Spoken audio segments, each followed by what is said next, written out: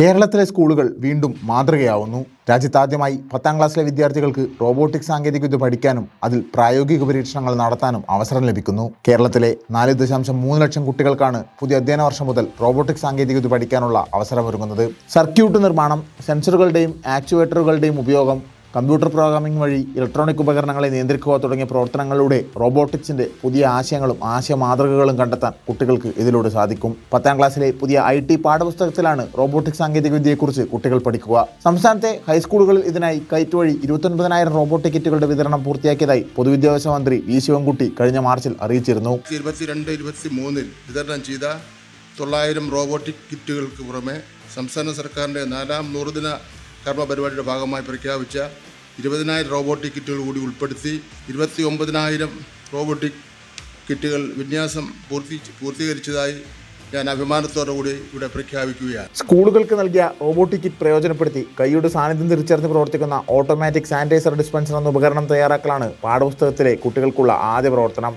തുടർന്ന് AI ഉപയോഗിച്ചുള്ള home automation സംവിധാനത്തിലൂടെ മുഖം തിരിച്ചറിഞ്ഞ് സ്വയം തുറക്കുന്ന സ്മാർട്ട് വാതിലുകളും കുട്ടികൾ തയ്യാറാക്കും.